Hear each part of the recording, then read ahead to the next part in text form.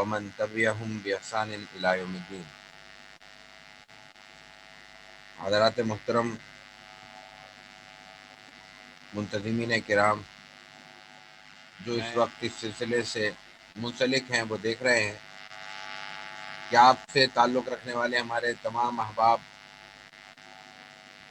جب ڈاکٹر صاحب کے سلسلے میں گفتگو شروع کرتے ہیں تو محسوس یوں ہوتا ہے کہ کوئی سرا ہاتھ نہیں آ رہا۔ میں خود اس وقت یہ سوچ رہا ہوں کہ خاص طور سے جو ہمارے پیشرو احباب نے، حافظ سجاد صاحب اور ڈاکٹر عبداللہ صاحب نے جس طرح ڈاکٹر صاحب کے ساتھ اپنے تعلق کا اور اپنے قربت کا اظہار کیا، تو ان کی اتنی پھیلی ہوئی اور اتنی تنوع رکھنے والی گفتگو کے بعد میں کون سے ایسے پہلو سے بات شروع کروں جہاں ڈاکٹر صاحب کی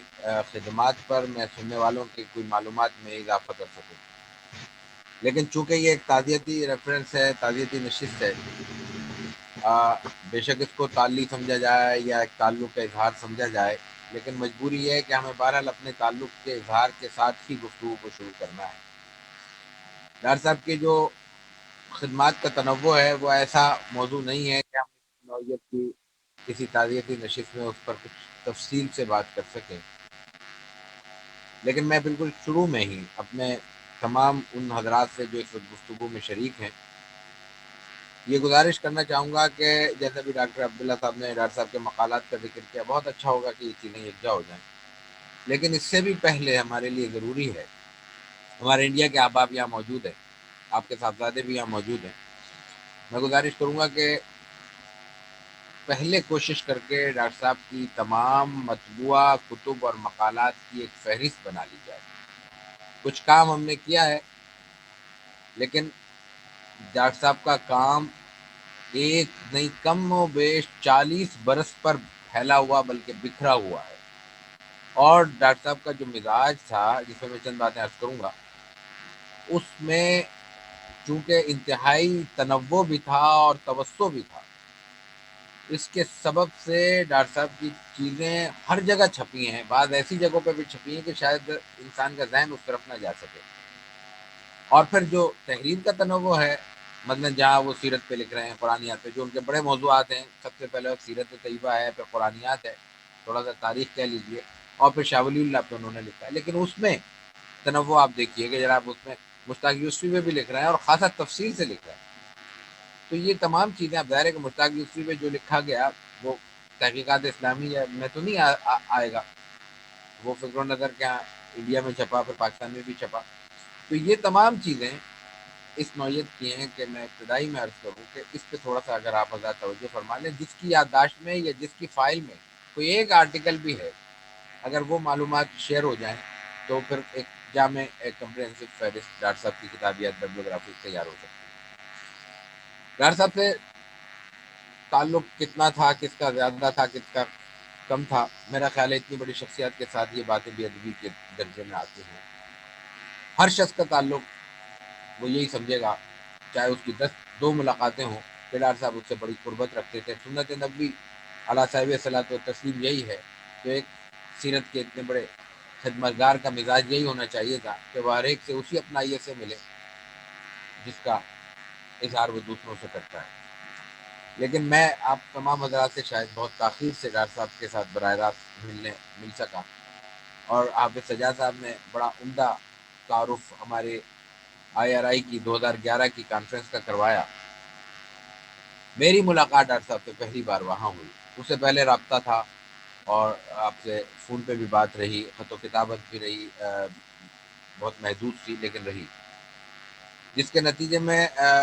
مجھے اچھی طرح یاد ہے کہ ڈاکٹر صاحب کی کتاب شائع ہوئی جب مکی عہد نبوی، وہ بالکل اپنے موضوع پہ ایک نیا کام تھا،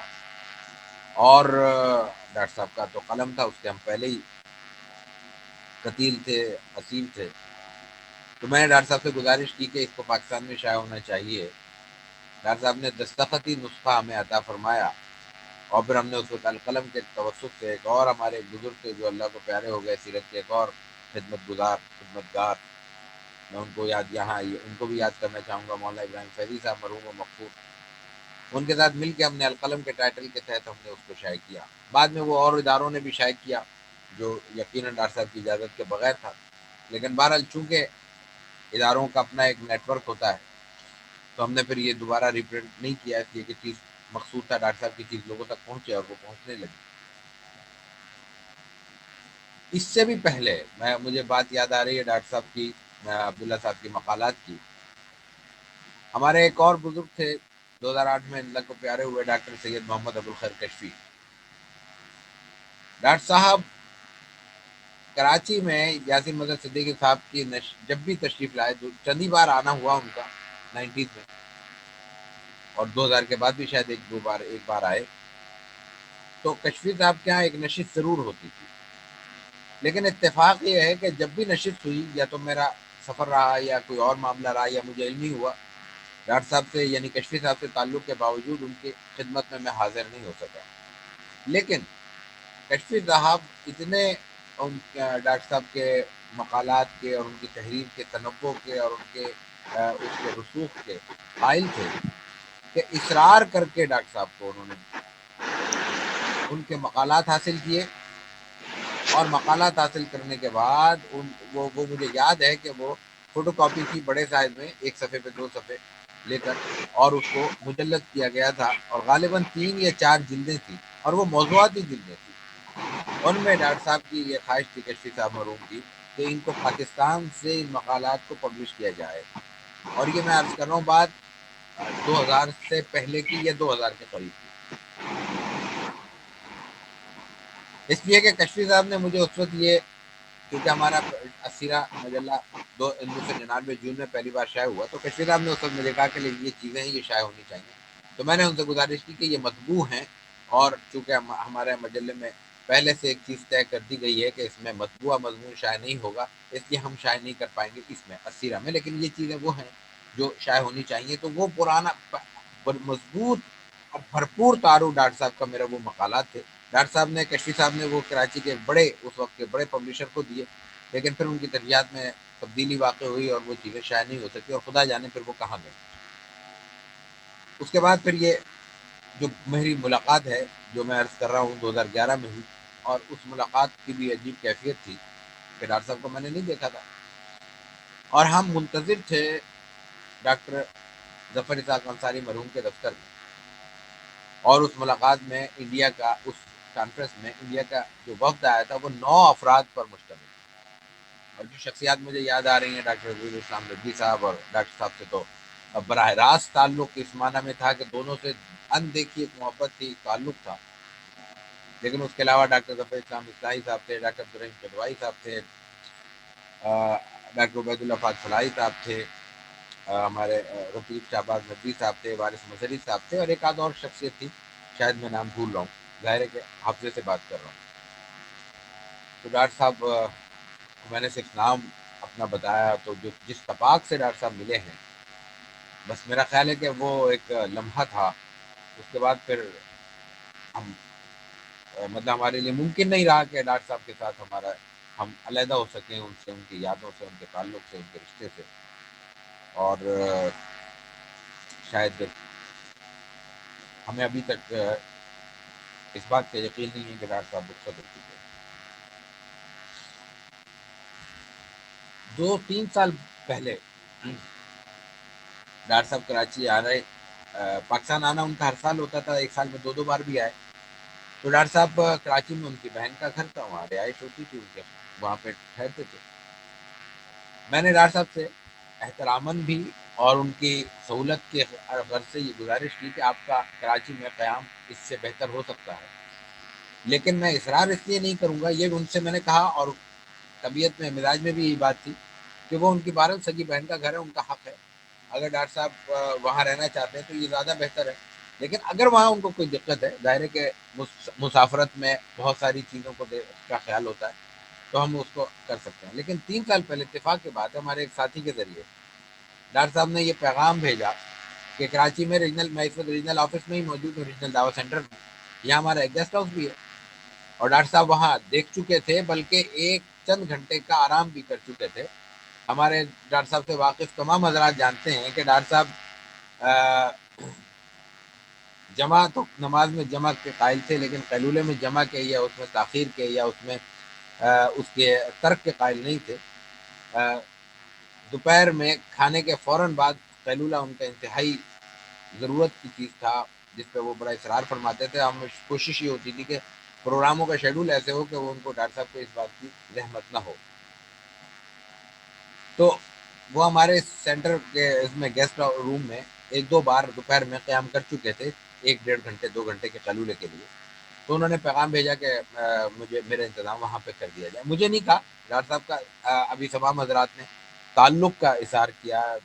बेतकल्लुफ़ी का ज़िक्र किया, और ये भी कि वो जहाँ जाते थे वहाँ पर घरेलू एक राब्ते की कैफ़ियत हो जाती थी। लेकिन उसके साथ उनके उनका एहतियात का और तकल्लुफ़ का मामला भी ये देखिए कि डॉक्टर साहब से इतनी बेतकल्लुफ़ी के बावजूद डॉक्टर साहब ने एक दो दोस्तों के ज़रिए ये फ़रमाइश की, बराह रास्त मुझे हुक्म नहीं फरमाया। मैंने फ़ौरन, जब डॉक्टर साहब की ख्वाहिश का इल्म हुआ तो मैंने फ़ौरन उनको फ़ोन किया। मैंने कहा कि मेरे लिए सआदत होगी, और फिर इस मौके पर मैं ये मौका गंवाना नहीं चाहता। अगर आप अपने यहाँ बहन के यहाँ क़याम नहीं कर रहे तो फिर आप हमारे यहाँ क़याम करेंगे। तो फिर अल्हम्दुलिल्लाह ये सआदत मिली कि 2 बार डॉक्टर साहब हमारे यहाँ घर में क़याम किया। बल्कि दिलचस्प बात, हमारे यहाँ नीचे एक बहुत सादा सा एक कमरा है, उसमें बराबर में बाथरूम है। रिहाइश हमारी ऊपर है, वो हमारा कमरा है, एक स्टोर है एक तरह से। वहीं पे हमारे कंप्यूटर रखे हुए हैं, वहीं पे जनाब हमारे एक दो साथी कभी अगर आ जाते हैं तो टाइपिंग वाइपिंग भी कर लेते हैं। और हमारे सारी फाइलें, सीरा का रिकॉर्ड, ये सब चीज़ें वहीं रखी हुई हैं, और सोफे पड़े हुए हैं, सब कुछ है। डॉक्टर साहब के एहतराम में एक चारपाई हमने ला के डाल दी कि डॉक्टर साहब ज़रा कंफर्टेबल रहेंगे उसमें। तो इस बार जब तशरीफ़ लाए, और ये बिल्कुल इंतकाल से चंद माह पहले ही की बात है, इसलिए कि मार्च में आप 19 तारीख को तो वापस गए, और 13 तारीख को हमारे यहाँ उनका बड़ा प्रोग्राम था। 11 को भी एक प्रोग्राम हमने किया, दफ्तर में दावा अकेडमी में भी उनकी एक गुफ्तगू रही। तो आते ही उन्होंने कहा, चारपाई पड़ी हुई थी, हम रात को 12 बजे करीब पहुंचे एयरपोर्ट से, या अल्लामा इकबाल ओपन यूनिवर्सिटी का प्रोग्राम से फारिग हो गए। तो मुझे कहने लगे ये चारपाई एक तरफ से पकड़ो। मैंने कहा मैं इसको तब्दील कर देता हूँ, आप फरमाएं हुक्म। कहने लगे नहीं, मैं इंटीरियर डेकोरेटर भी हूँ, और मैं अपने घर की तरतीब और पूरी मेरे मेरे हाथ से होती है, और मैं बहुत अच्छा मैं ज़ौक़ रखता हूँ। ऐसा करो, ये चारपाई दरमियान में तुमने रखी है, पूरा कमरा इससे रुक गया है, ऐसा महसूस होता है भरा भरा है, ये इसको एक तरफ रखो। मैंने कहा डर से ये ज़रा पंखे से दूर हो जाएगा, ये पंखे के मैंने नीचे रखा था। कह लगे मुझे जितनी हवा दरकार है वो मौजूद है, तुम इसको एक तरफ करो। वहाँ उन्होंने एक तरफ किया, और उसके बाद 2 रोज़, 4-5 रोज़ या 6 रोज़ क़याम रहा। 2 रोज़ 3 रोज़ तक मुसलसल वाले साहब के सामने, दूसरे अहबाब के सामने भी वो उसको बड़े उससे एहतिमाम से बयान करते रहे कि देखो ये अब कितना अच्छा लग रहा है कमरे का, ये चारपाई का यहाँ की मौजूदगी से कमरे में कितना एक रोशनी और कुशादगी पैदा हो गई है। तो ये भी डॉक्टर साहब के एक मिजाज का और तबीयत का एक पहलू। जो इस बात से जो बात मैं अर्ज़ करना चाहता हूँ, वो बुनियादी चीज़ थी तनव्वुह। डॉक्टर साहब के तारुफ में अगर मुझे कहा जाए कि एक लफ्ज़, एक जुमले में उनके शख्सियत का बयान किया जाए, तो वो असल में उनका तनव्वुह, उसका उनका मुताले का तनव्वुह, उनके असातिज़ा का तनव्वुह, उनकी तालीम गाहों का, दर्सगाहों का तनव्वुह, इन तमाम तनव्वुआत ने उनके मिजाज में इतनी वुसअत और इतना तनव्वुह पैदा किया, तो उसके नतीजे में वो तनव्वुह उनके मिजाज में भी झलकता है, उनके उठने बैठने में भी झलकता है, उनके दोस्त अहबाब के एक तवील सिलसिले में झलकता है, उनके तहरीर में झलकता है, उनके रख रखाव में झलकता है। नतीजा ये है कि आप उनके अगर मौज़ूआत शुमार करना चाहें, तो मैंने जैसा अर्ज़ किया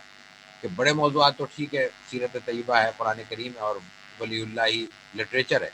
लेकिन उसके अलावा आप देखें, शख्सियात पे उन्होंने लिखा है, इक़्तिसादियात पे उन्होंने लिखा है, सियासियात पे उन्होंने लिखा है। उसके अलावा तारीख़ तो जैसे कि हमारे अहबाब अर्ज़ कर चुके कि उनका बुनियादी तारुफ़ था। इन तमाम तनव्वुआत के साथ जब वो फिर अपने लिखने के शोबे में मुतारिफ हुए, तो नतीजा ये हुआ कि फिर उनका कोई ऐसा मसलक नहीं रहा जिसको हम कहें कि ये टिपिकल स्पेसिफिकली ये इनका शोबा था या इनका दायरा था। भला बहुत से बुजुर्ग हैं, बहुत सी शख्सियात हैं, और अपने अपने दायरे में बहुत बड़ी शख्सियात हैं, उनका हम पे एहसान है मजमूई तौर पर। लेकिन उनको यह है कि हर जगह ना उनको बुलाया जा सकता था या बुलाया जा सकता है, और ना हर एक उनको बुलाने की जुर्रत या जसारत रखता है। डॉक्टर साहब का हमें नहीं। अभी यहाँ जो हमारे मेज़बानों ने हसीन गुलदस्ता सजाया है, आप देख लीजिए, सबके अपने अपने अफकार हैं, सबके अपने अपना तारुफ है, लेकिन हर इदारा डॉक्टर साहब को ऑन करता है। हिंदुस्तान का यही आलम था, पाकिस्तान का यही आलम था। उनके जो तलामजा हैं, या रस्मी तलामजा से हटकर उनके जो गैर रस्मी तलामजा हैं, जिन्होंने बाद में उनसे इस्तेफादा किया, यानी रस्मी तालीम के दौरानिए के बाद जिन्होंने उनसे बड़ी मकदार में इस्तेफादा किया, وہ ان کے آپ تاثرات دیکھیے، وہ یہی تنوع کا ایک سبب ہے۔ مطالعے کے تنوع پہ بھی یہاں بات ہو چکی، لیکن بنیادی چیز یہ ہے کہ، اور یہ ہمارے تمام اساتذہ جو اس وقت موجود ہیں جامعات سے وابستہ ہیں میری بات کی تائید کریں گے، کہ جب ہم اپنے بہت پڑھنے والے، ایک تو ہم جیسے لوگ ہوتے ہیں جن کا پڑھنے لکھنے سے بہت واجبی سے تعلق ہوتا ہے، لیکن وہ ہمارے ساتھی، ہمارے کلیگ یا ہمارے سینئرز، جونیئرز بھی یقیناً، جو تعارف رکھتے ہیں پڑھنے کا،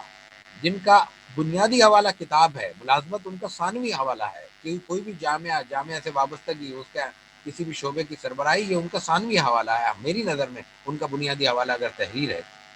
ان کے لیے بھی یہ مشکل ہو جاتا ہے کہ جاب میں آنے کے بعد وہ اپنے تنوع کو بھی اور مطالعے کو بھی برقرار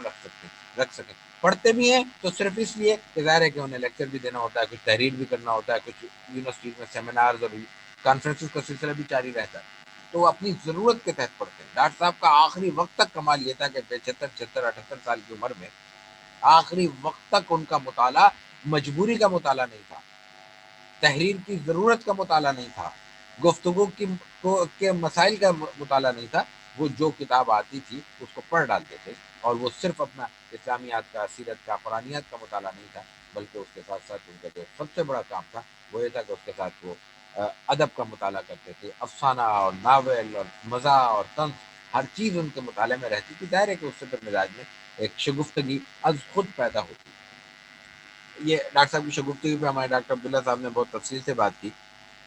بنیادی چیز کیا ہے؟ ہمارے ہاں ہم نے جن بڑے بزرگوں کو دیکھا، ان کو ہمیشہ متبسم دیکھا، ہمیشہ ان کے چہرے پہ ایک فرحت دیکھی، ایک بشاشت دیکھی، ہمیشہ ان کو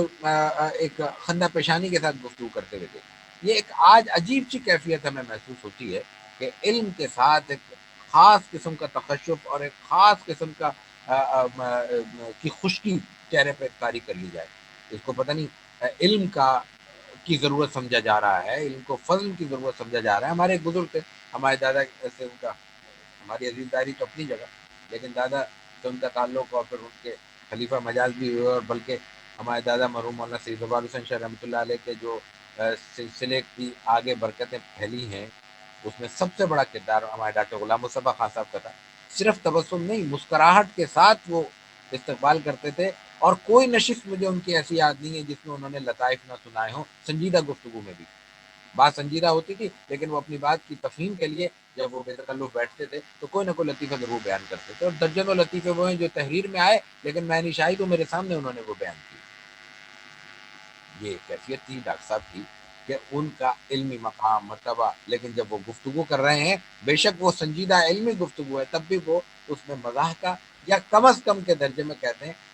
گفتگو میں اتنا چارم پیدا کرتے تھے کہ اس میں کوئی خشکی کا احساس نہیں ہوتا تھا۔ یہی بات ان کی تحریر میں بھی ہے کہ تحریر بھی رواں دواں ہے۔ بعض کے ادوار میں آخر میں ان کی تحریر میں کچھ ایک عجیب سی ایک کیفیت بہرحال پیدا ہوئی، جس کی کچھ وجوہات ہیں، وہ کبھی موقع ہوا تو لکھیں گے انشاءاللہ، لیکن عام ان کی تحریر انتہائی رواں دواں ہے، اور وہ اتنی تفصیل کے ساتھ لکھتے ہیں، اتنے اہتمام کے ساتھ لکھتے ہیں کہ وہ تحریر یوں سمجھ لیجیے کہ ایک طرح سے ہضم ہوتی چلی جاتی ہے، علیحدہ سے اس کو ڈائجسٹ کرنے کے لیے ان قاری کو تگ و دو کی ضرورت نہیں ہوتی۔ 2007 میں ہم نے اپنے چھوٹے سے ادارے دارالعلوم تحقیق کے تحت دادا جان کی یاد میں مولانا سید زوار حسین یادگاری خطبات کی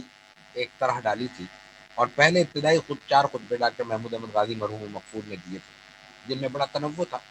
یعنی پہلا خطبہ اگر اسلام اور مغرب تعلقات کے حوالے سے تھا، تو دوسرا مقاصد شریعہ پہ تھا، جو 2 دن گفتگو جاری رہی، 4.5 گھنٹے، تقریباً 4 گھنٹے کچھ منٹ پہ وہ گفتگو آئی۔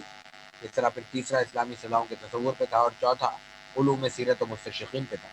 لیکن اس کے بعد پھر ڈاکٹر صاحب 2010 میں ستمبر میں رخصت ہو گئے۔ 12 سے 13 سے یعنی 2013 سے ہم نے پھر ڈاکٹر صاحب سے گزارش کی، اور اللہ کا کرم اور انعام اور احسان دیکھیے کہ 13 سے 22 تک، 20 تک، سوری ابھی تو 22 میں 2 سال،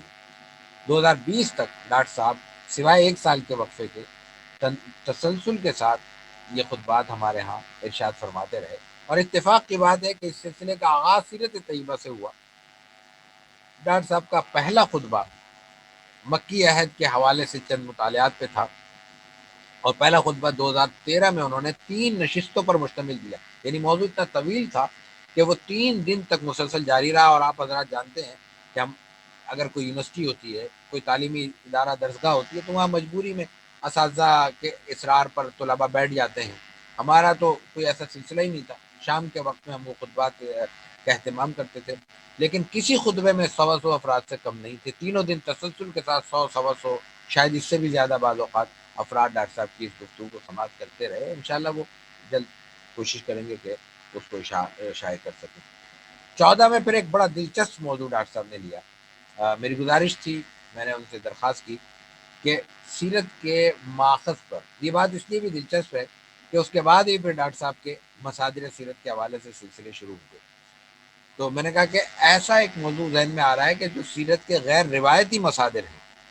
جو ہمارے عموماً سیرت نگاروں کی نظروں سے یا تو اوجھل رہتے ہیں یا ان پر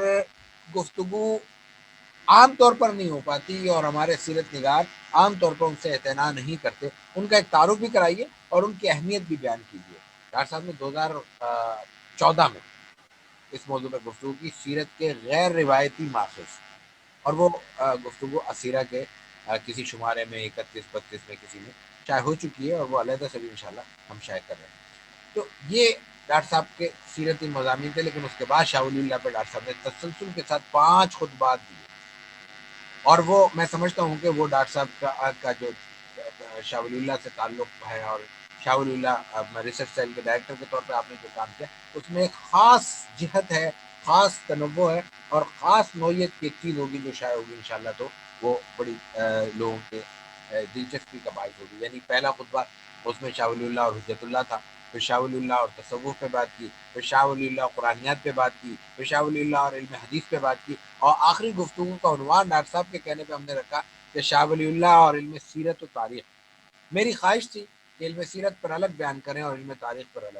لیکن خدا جانے جو اللہ کو منظور ہوتا ہے. کیا بات ڈاکٹر صاحب کے ذہن میں آئی, ڈاکٹر صاحب نے انڈیا سے آنے سے پہلے مجھے اس بات اصرار کیا کہ لگے اس کا عنوان علم سیرت و تاریخ, علم تاریخ سیرت و تاریخ رکھیے. میں نے کہا جیسے آپ فرمائیں. لیکن اللہ کی شان, ڈاکٹر صاحب کا وہ خطبہ ریکارڈڈ ہے, یوٹیوب پہ موجود ہے.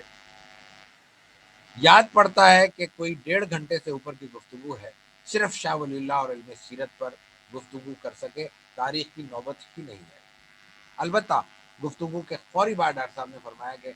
یہ ایسا ہو گیا اور یہ موضوع سمٹ نہیں رہا تھا, تو میں نے اس کو ڈراپ کر دیا. میں نے کہا ٹھیک ہے, کوئی بات نہیں. لیکن میں نے کہا کہ اب آئندہ آپ کہنے لگا, ہاں آئندہ ایک نشست پوری انشاءاللہ شاہ ولی اللہ علم تاریخ پر ہوگی, اور اس کے بعد پھر ہم علم فقہ پر بھی ایک شاہ ولی اللہ کے نقطہ نظر کو پوری ایک نشست میں ہم بیان کریں گے. لیکن اللہ کو منظور یہی تھا کہ ڈاکٹر صاحب کی یہ گفتگو کا سلسلہ یہی ختم ہو سکے. ڈاکٹر صاحب کے کیا اتنی تفصیلی گفتگو ہو چکی ہے, اور جتنی دیر مزید اگر ہمارے منتظمین چاہیں تو اتنی دیر اس پوری نشست کو مزید آگے بڑھایا جا سکتا ہے. لیکن ظاہر ہے کہ اس کو ہمیں سمیٹنا ہے, اور ایک یاد کا ایک سلسلہ ہے جو جاری رہے گا انشاءاللہ. ڈاکٹر صاحب کو کی مسکراہٹ کا ہم نے بہت ذکر سنا, ان کے لطائف, ان کے حصے لطیف کا, ان کی ظرافت کا. لیکن ڈاکٹر صاحب 3 مواقع ایسے تھے میری دانش میں جب ڈاکٹر صاحب آپ جدا ہو جاتے تھے. جب بھی کبھی ان کے اساتذہ کا ذکر آتا ہے,